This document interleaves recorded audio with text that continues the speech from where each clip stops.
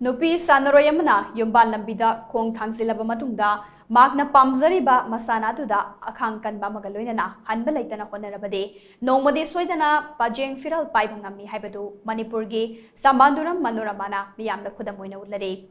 Aukiba July Kuntrama Toidagi, August Anifauba, Canada Gi, Winnipeg the Pangtokiba, World Police and Fire Games the Sarugyaduna, Archery Mashannada, Gold medal ahum lauduna Manipuramadi India gi mingchat purakkhrabi Samanduram Manoramaga TOMTV ki staff reporter Lakshmi Kongkham amasong senior video journalist Posangbam Sarachandraga Khanana unarubagi paudam mama lominasi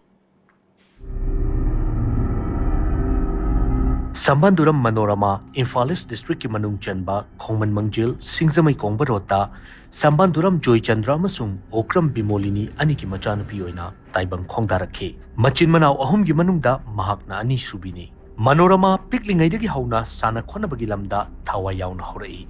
Mahak, Sana Konaba the Tawayau Zerabasu, Mahaki Sabangi, Quaidigi Chanaba Masana Amo Oiba, Archery da, Kahena Tawai Lukibana. Archery ki coach G Tombina Hairakpadagi Masana Sida Kong Tangselake. Komja Lisingani Mapanda Sports Authority of India Sai ki coach Gunicha Masung Santagi Makhada Sai ki outsider Amoina Sanar Club Amatung Komja Lisingani Tarada Sai ki selection Fangduna Makhadana Masana Sida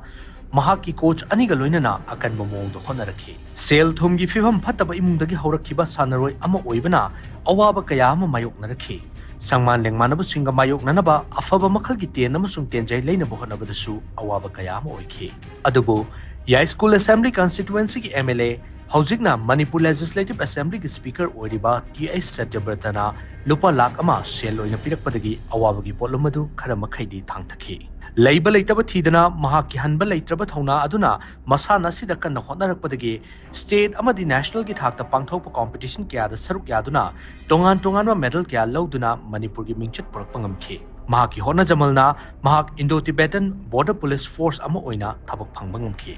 Manorama ki punsi Kongjal Matung ina Kumja Lisingani Kungani Togi November Thada, Pukrambam Mayai Lekaidagi, Pukrambam Haridaska, Yumban Lambida Kong Tangtelakpadagi, Mahaki Punsida Chauna Ahongba Malaki. Ahongba Singatu Tungoinaram Laga, Mahaki Pandam Fangdabayadi Habuakalonda, Kongfam Jetna Leptun Honarakpadagi, International Gitakta Saruk Yabangam Ki. Mahakna International Gitakta Saruk Yabangam Kibadu, Mahaki Mapuroiba Masung, Mahaki Mane Makuna, Tauna Pibadagini. Chahi Asimaki July Kuntramathoidagi, August Anifauba, Canada gi Winnipeg da Pangtokiba,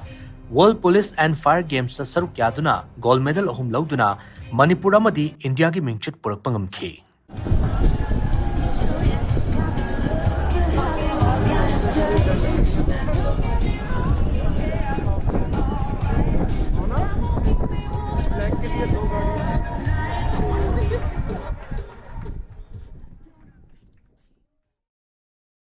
Aise ahambada akoigi kainoramdagi akoigi mamangdagi haitare oza G Tombi Sharma mana hanba khoi first aise sananing brana mana han hangakpane ado hangakpasidai aina hoi oza na haraga adudagi mana akoigi madam kainose aigi hanba guru oiba madam biguni cha se mana pubirakpane Yumda Madam say Ozatom Bisna Purakpane Duga my Makada dum Sana Bori, Madam Biguni Chaga, Madam Santa, Sai Kos, Hoses Sai Kos, or Rimo and Ni Sigi Makada dum Sanari enter. At I even said hung hybrid I won the day that I can see I structure seeing a guitar at I even gi Adusanagira, boxing sana nimbra, fencing sana nimbra, I'm like a lack per se. I am the Pamudre, Adum Archery City, Adum Kaino Lakpada, Adum Yatokre, Sanaduma, at the Archery City, and the Adum Palm Greater. Event ani 3D siga field archery siga di akoi se ahan boina sanabne akoi India da amuk ta sanadri akoi na amuk ta sanadri be India da leidi leiba sigi game se duga akoi na India da sanadri ba game oe akoi sina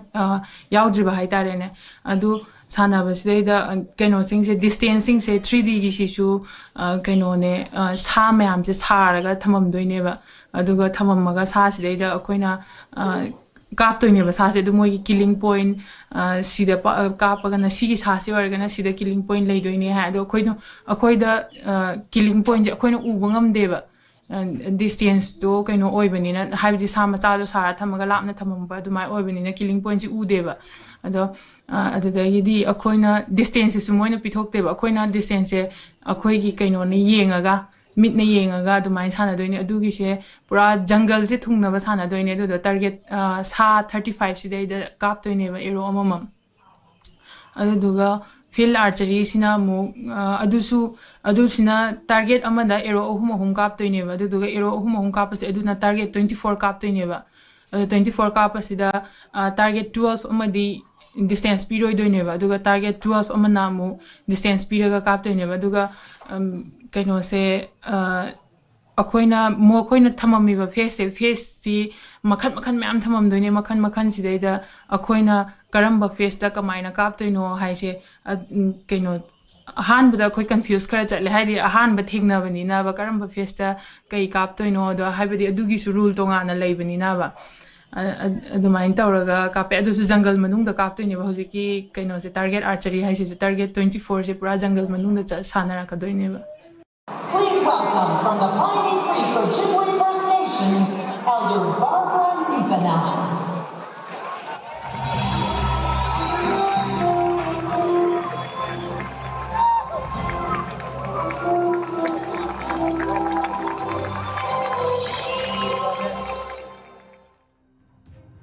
Sanaroi amana archery gi lamda khong thangjinba haibasi araiba amadi natte masana si chahi ama ani khak sanaraga mai pak pangamnade Manorama mahak masamaksu chahi 16 hanba leitana honaraklaba matung international gi thakta pangthokpa competition singda saruk yaduna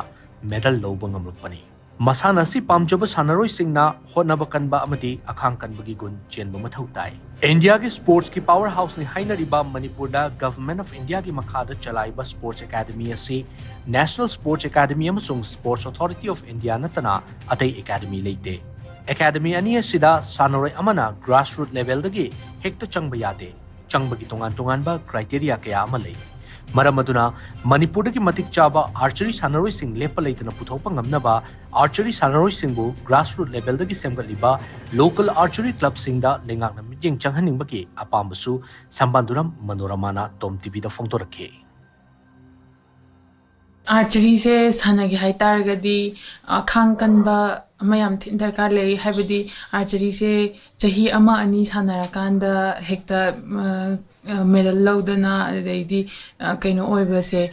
oiba ngamde for example ai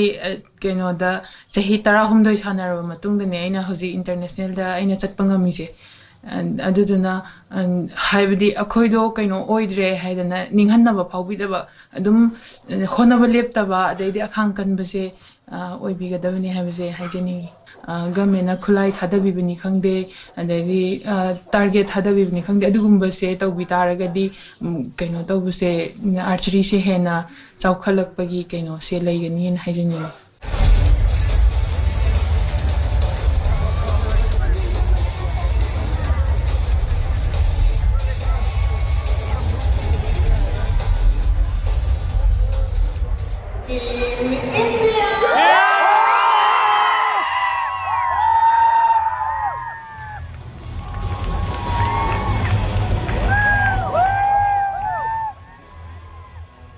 nupa haiba leite nupi haiba leite punsida hanba leitaba thauna amaga loinana hotpu honarabadi mai pakpa ngami haibasi